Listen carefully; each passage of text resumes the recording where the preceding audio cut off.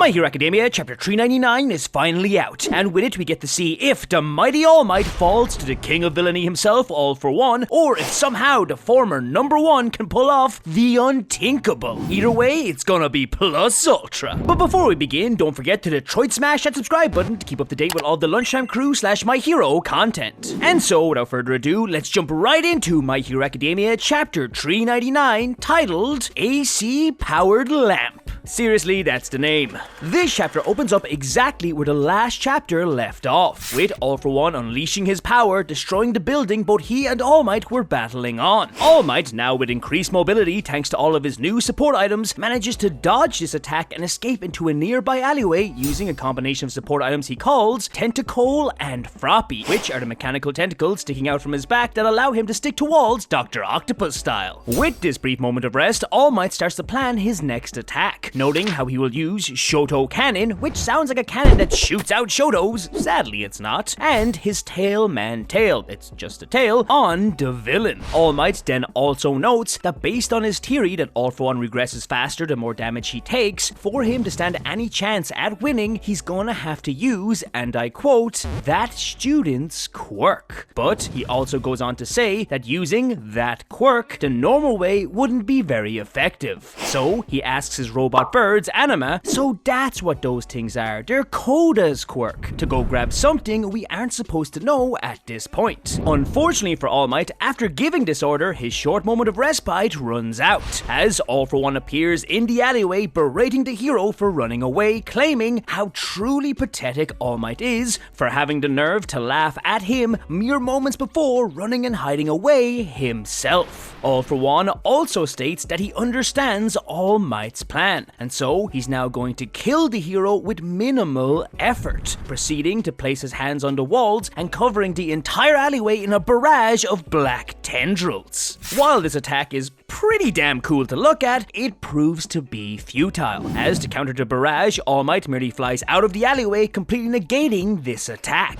Although this maneuver doesn't get All Might out of the woods entirely, as now that he is in a more open space, All for One unleashes two gigantic mouths that chew, chomp, and ka-chow their way through buildings and more while attempting to devour the fully fleeing All Might. All Might, now rocketing away for his life from these monstrosities, calls out to All for One, calling the villain a liar, because, as far as he can tell, these attacks most certainly don't seem like they're taking minimal effort. However, in response to this, All for One just begins to laugh, as he replies that this is far from his full power, and he's also noticed that All Might is no longer smiling, so now he is nothing more than an old quirkless man with no guts who's trying to copy the power of children. And I mean, he's half right in that regard. And as All for One's tendrils catches up to All Might and cuts off one of his robotic tentacles, All for One declares that the whole world will now see the death of the former symbol of peace. And with this statement, All for One smashes through a nearby wall, catching the preoccupied All Might by surprise, and he lands a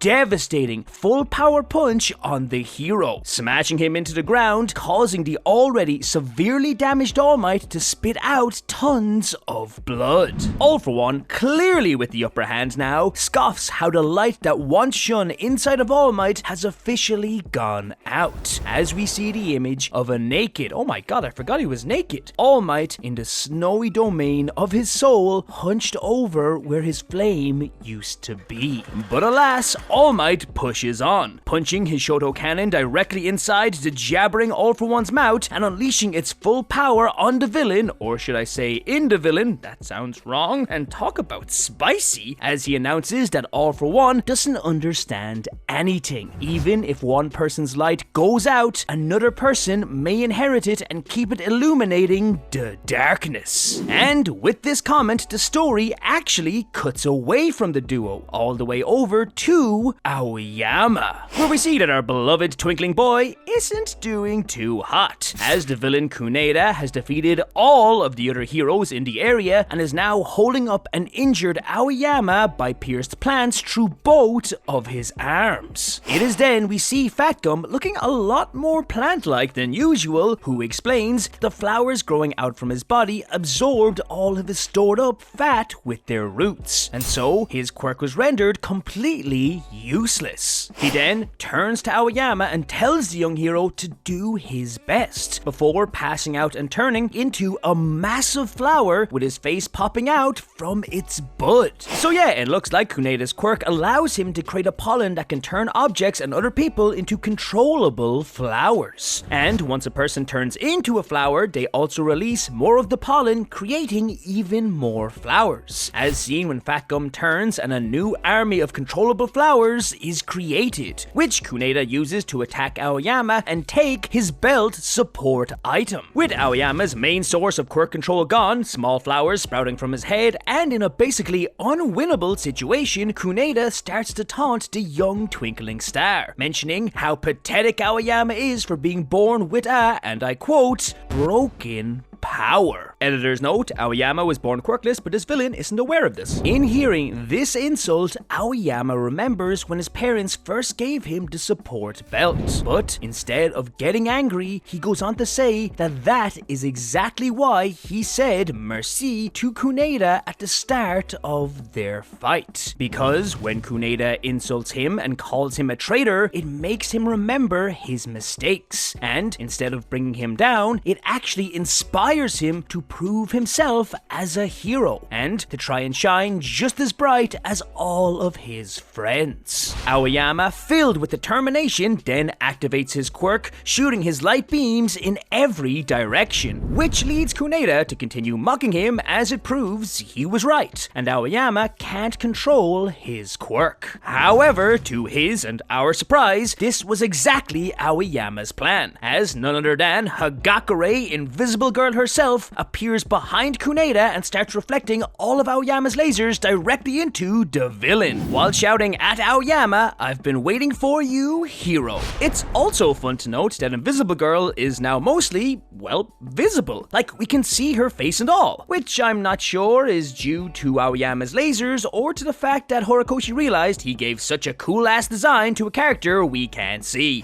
But regardless, with his tag team attack working perfectly on the villain, the story cuts right back on over to All Might and All for One, where we see All Might continuing his speech, saying the new generation of heroes is illuminating the darkness he was once in, and is giving him the chance to shine again, as we see the image of naked All Might in the frosty domain begin to stand up. All Might then starts laughing once more as he calls out how he still doesn't think he's going to lose, as we see that way above the duo, the anima birds have flown in the remaining pieces of Hercules. And as All Might continues to laugh, Hercules lights up and unleashes that one quirk All Might previously mentioned was his only hope. That quirk being Naval Laser, as a massive energy beam begins to shoot down onto both All for One and All Might, as All Might announces the name of the support item, Can't Stop Twinkling. And that's it for chapter 399. If you like this video, don't forget to leave a like. For more content like this, subscribe to the Lunchtime crew. Thank you so much for watching, and I'll see you in the next video. It's lunchtime.